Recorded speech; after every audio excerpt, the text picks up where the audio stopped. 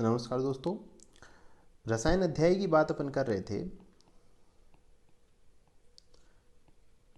ठीक है, जिसमें अपन ने ऑलरेडी दो जो सेक्शन है वो अपन ने देख लिए थे। अपन ने कहा था साहब अभय अमल की अपन ने देख लिया।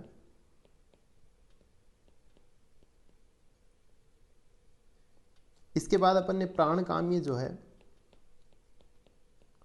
वो अपन ने देख लिया था। अब अपन बात करेंगे कर परिचितियम रसायन पादम की बात करेंगे अपन। तो इसकी अगर बात करें तो इसमें से एग्जाम में क्वेश्चन अक्सर अपने को देखने को मिल जाता है। तो हालांकि पूरे में से नहीं आता है, कुछ पर्टिकुलर पॉइंट्स रहते हैं, उनमें से जो है वो क्वेश्चन आते हैं। तो उनकी बात अपन करेंगे कहाँ कहाँ से क्या क्वेश्चन आ जाते हैं, ठीक है। तो बात करते हैं अगर कर परिचितियम की, तो इसका मतलब होता है कि drugs collected with hand. Actually इसमें है क्या कि जैसे अपन चैप्टर की शुरुआत करते हैं, है ना, स्टार्टिंग में, तो जो पहली रसायन जो अपन पढ़ेंगे उसमें क्या होता है कि आचार्य ने कहा है कि साहब कर परिचितियम, तो जो है हाथ से जो है वो आपको ड्रग जो है आंवला जो है वो कलेक्ट करना है स्पेशली, ठीक है। तो ये यहाँ पे इसमें जो शुरुआत जो है पहली जो रसायन है उसकी शुरुआत हाथ से तोड़ने के लिए कही गई है, इसलिए इसका नाम कर परिचितियम हो गया, ठीक है। बात करते हैं अपन रसायन कौन कौन से इस चैप्टर में। तो रसायन योगों की अगर बात करें तो इसमें जो है आम्लक ब्रह्म रसायन, केवल आम्लक रसायन इसका नाम है, लोहादि रसायन, इंद्र रसायन, मेद्य रसायन, पीपली रसायन, त्रिफला रसायन और शिलाधातु रसायन, ठीक है। तो इसमें जो मोस्ट इंपॉर्टेंट की बात करें तो वो रहेगा अपना मेद्य रसायन। मेद्य रसायन से अक्सर इसमें क्वेश्चन देखने को मिलता है। इसके बाद पीपली रसायन, तो पीपली रसायन में अगर अपन देखेंगे तो इसमें एक और पीपली वर्धमान रसायन नाम करके मिलेगा अपने को, पीपली वर्धमान रसायन करके, तो वो भी अपन देखेंगे, जो कि ये दोनों ही काफ़ी इंपॉर्टेंट हो जाते हैं, ठीक है। इसके बाद त्रिफला, त्रिफला के अंदर अपन अलग अलग 1 2 3 4 ऐसे करके रसायन पढ़ेंगे। और शिलाजतु है, तो शिलाजतु में भी इसमें काफ़ी इंपॉर्टेंट हो जाता है। मोस्ट जो बेसिक क्वेश्चन है वो अपने को मेद्य रसायन से देखने को मिल जाता है, तो इसके लिए अपन देख लेंगे। जी हाँ, तो अपन बात करते हैं सबसे पहले आम्लक आईएस ब्रह्म रसायन की बात करेंगे। तो आईएस मतलब जो है लोहा होता है ना, तो आम्लक और लोहे की बात यहाँ पे होगी। जी हाँ, तो सबसे पहले बात करें आम्लक आईएस ब्रह्म रसायन, ठीक है। तो इसमें क्या कहा आचार्य ने कि माघ या फाल्गुन के महीने में इसमें क्या होता है कि साहब जो रसवीर्य होते हैं आंवले के अंदर वो क्या होते हैं, वो पूर्ण रूप से उसमें विद्यमान रहते हैं, ठीक है। तो इसमें क्या करना है, माघ या फाल्गुन के महीने में पूर्ण रसवीर्य वाले आंवले को हाथ से तोड़ना है। ये इसलिए मैंने लिखा है क्योंकि इसमें कर परिचितियम जो है वो उसी से कर परिचिता नाम करके जो है वो शुरुआत होती है चैप्टर की। तो इससे एकत्र करने हैं। हाथ से तोड़ने के बाद जो आंवले हैं उनको छाया में सुखानी है, गुठली उनकी निकाल देनी है, चूर्ण उनका करना है, ठीक है। और उसके बाद उसमें क्या करना है, 21 बार आंवले के सवरस की क्या करनी है, आपको भावना देनी है। अब साहब इसको अपने को रख लेना है, ठीक है। तो आंवले का क्या हो गया, अपने पास में चूर्ण हो गया, ठीक है। अब क्या करना है, अब साहब नेक्स्ट ये लेना है कि जो जीवनीय गण, बृहणीय गण, स्तन्य जनन गण और शुक्र वर्धन गण, वय स्थापन गण की जो औषधियां हैं, ठीक है, ये लेनी है। साथ में लाल चंदन, काला अगर, धव, तिनिस, खदिर, शीशम और असन, इनके टुकड़े ले लेने हैं अपने को, इनके टुकड़े लेने हैं। इसके बाद हरित की, विभित की, पीपली, वचा, चव्य, चित्रक और विडंग, इनका अपने को चूर्ण लेना है। मात्रा रहेगी 1 आढ़क, ठीक है। एक आढ़क है लगभग 160 ग्राम होता है, ठीक है। और इसके बाद में जल लेना है अपने को 10 गुना, ठीक है। और इनका क्या अपने को प्रिपेयर करना है, अपने को क्वाथ बनाना है। क्वाथ बनाने के बाद में जो अपन ने आंवले का जो चूर्ण लिया था, इस क्वाथ को बेसिकली अपने को छानना है। इसके बाद छान लेना है और जो इसमें से जो रस मिलेगा अपने को, उसमें क्या करना है, इसमें वो आंवले का जो चूर्ण था उसको 1 आढ़क लेना और इसमें मिक्स करना है। मिक्स करने के बाद में इसको क्या है, अग्नि पर अपने को फिर से इसको पकाना है। और उसको तब तक पकाना जब तक कि जो ये रस जो है ये इसका क्या नहीं हो जाए, जल ना जाए, ठीक है। तो ये जो है तब तक पकाना है। और फिर ये जो है चूर्ण जो अपने को मिलेगा, ठीक है, उसको क्या करना है, उसको अपने को महीन चूर्ण जो है उसको करना है और लोहे के पात्र में रखना है। ठीक है, और उसके बाद जब उसको सेवन करना हो उस समय 8वां भाग उसमें लोह भस्म, मधु और घृत उसमें मिला देना है। ठीक है, और उसके बाद उसका सेवन करना है। तो कहने का मतलब पहले अपन ने नाम था आम्लक एस नाम अपन ने बताया था। ठीक है, तो आम्लक तो अपन ने वो चूर्ण वगैरह किया, क्वाथ वगैरह किया, तो वो अपन ने देख ही लिया। और उसके बाद जो है 8वां भाग अपन ने लोह भस्म मिला दिया, तो यह आम्लक क्या हो गया, एस हो गया। ठीक है, तो ये हो गया लोह भस्म की बात की। तो आचार्य ने बताया है ये लोह भस्म इसमें ऐड की है, तो इससे कहने का मतलब ये है कि लोह भस्म ऐड करने पर क्या होता है साहब, रसायन के जो गुण होते हैं उनमें वृद्धि होती है। तो इसके बाद अपन बात करें आम्लक आईएस ब्रह्म रसायन की बात करें, तो ये जो है आयु बढ़ाने वाला होता है, जरा व्याधि को शांत करने वाला होता है ना, वृद्धावस्था के समय या फिर वृद्धावस्था और व्याधियों को जो है वो शांत करता है, बुद्धि व इंद्रियों को बल देने वाला होता है। इस चैप्टर में बात करें कर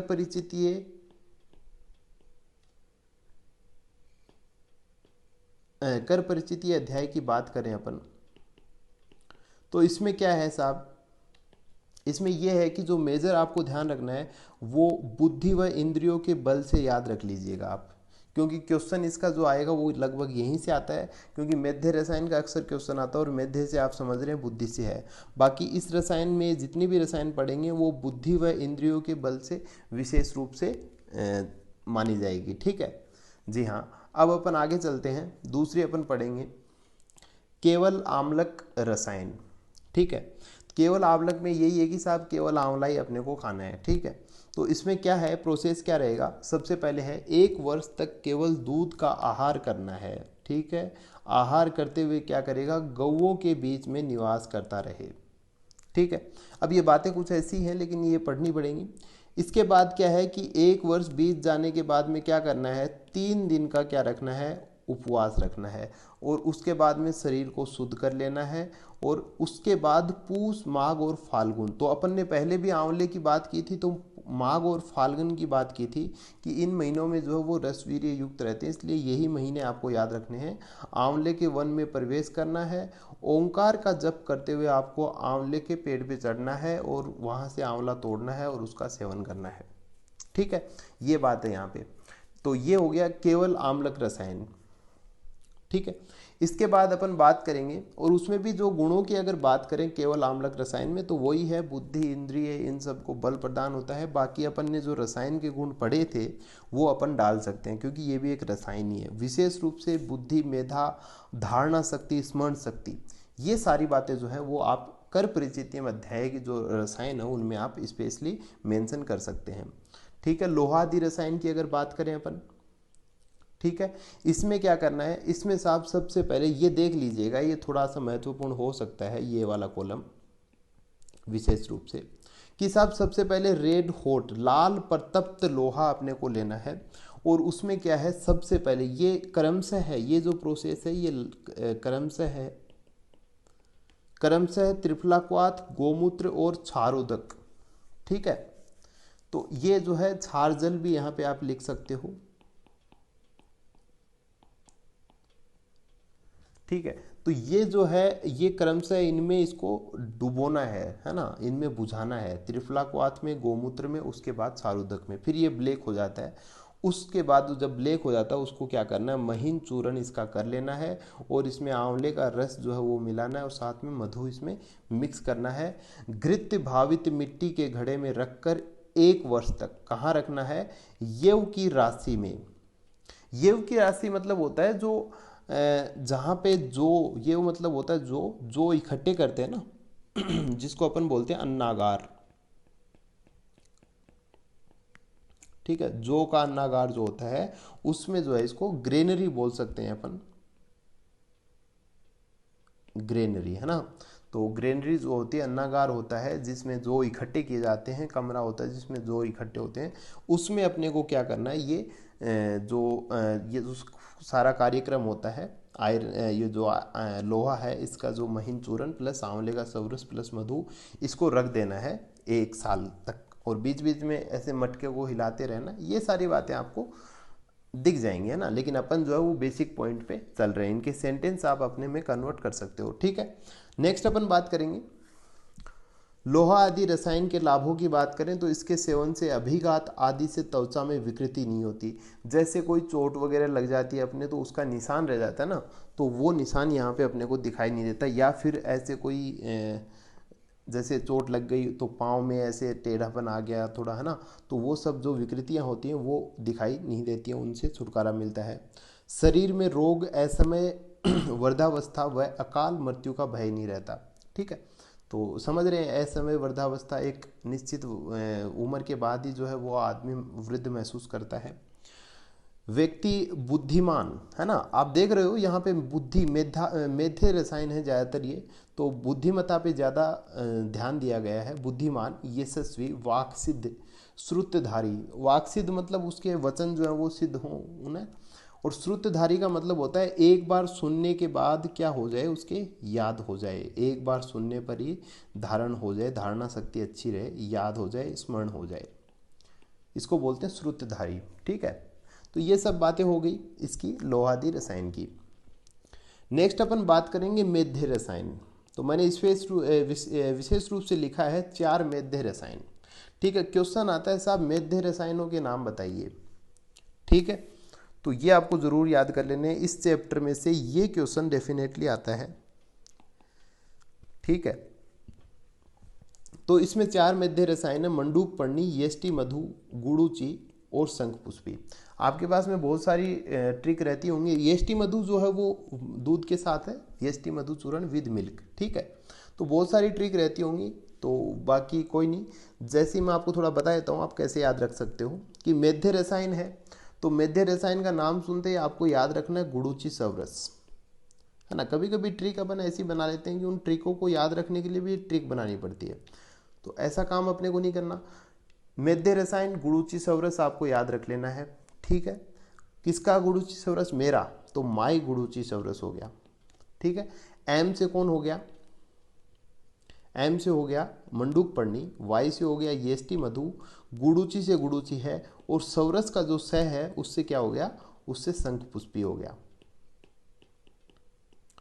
समझ रहे हो बात को? तो ये गुड़ूची सवरस नाम याद रख लेना, फिर माई गुड़ूची सवरस हो जाएगा, तो ये जो है अपने याद हो जाएंगे, ठीक है। अब आचार्य ने कहा कि साहब जो सबसे बढ़िया मेध्य है इनमें, है ना, जो मेध्य रसायन सबसे बेस्ट है वो कौन है? वो साहब है शंखपुष्पी, है ना। तो ये मैंने ट्रिक के लिए कहा था कि जैसे ही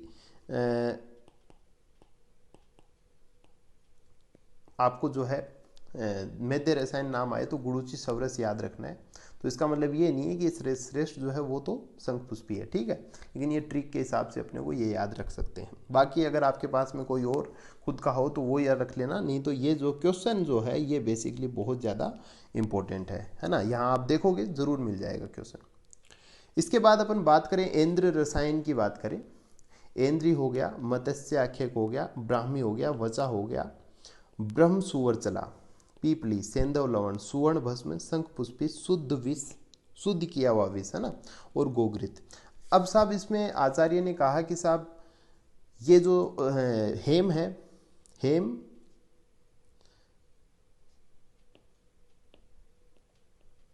हेम विष और सर्पी, है ना, लिखा कि हेम विष सर्पीर विना, कि हेम विष और सर्पी इन तीनों को छोड़ के जो बाकियों की मात्रा है वो त्रिएव है, ठीक है, कि 3 ये अपने को लेनी है बाकियों की मात्रा। तो ये 3 चीजें अपने हटा दी हैं, किसको? हेम विष और सर्पी को, सर्पी मतलब घी, ठीक है।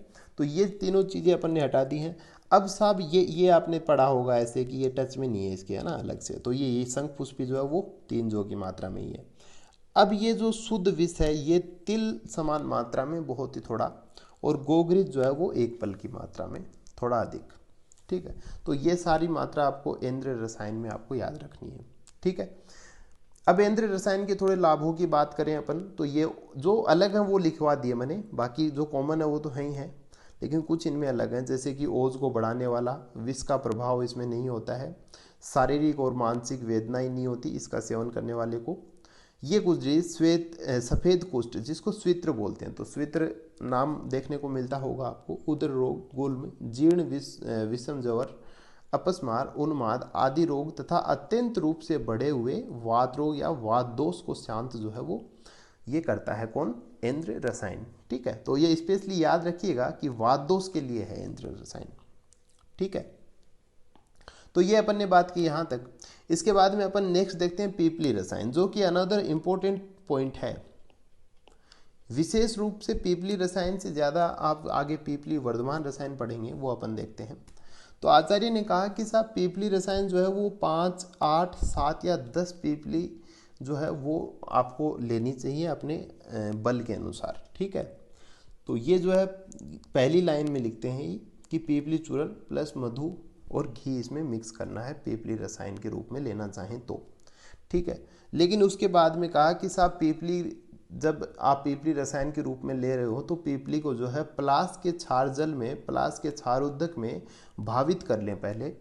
उसके बाद उस पीपली को आप गोघृत में भून लें और उसके बाद उसका जो है आप चूर्ण करें। ठीक है, उसके बाद उसको मधु और घृत के साथ सेवन करें। ठीक है, तो आचार्य ने कहा कि साहब आप या तो ऐसे ले सकते हो और या फिर नॉर्मल डोज उन्होंने बताई कि साहब आप 3 जो है वो प्रातःकाल और 3 जो है वो खाने से पहले, भोजन से पूर्व, खाने से पूर्व, और 3 जो है वो खाने के पश्चात।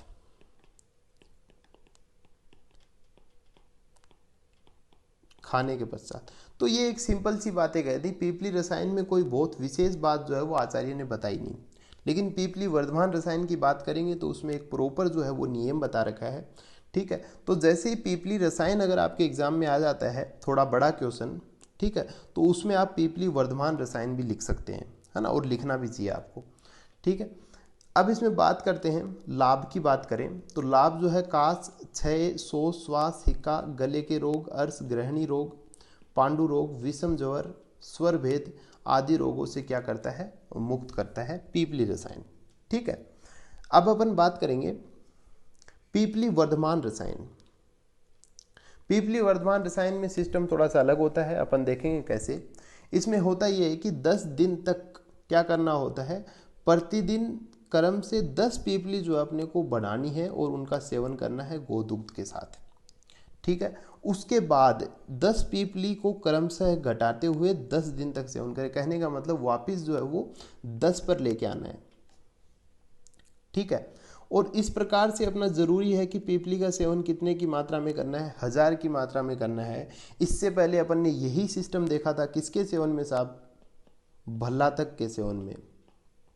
अपन ने कहा था कि साहब भल्लातक का जो है वो 1000 की मात्रा में सेवन करना है। उसी प्रकार से पीपली जो है उसका सेवन भी 1000 की मात्रा में ही करना है।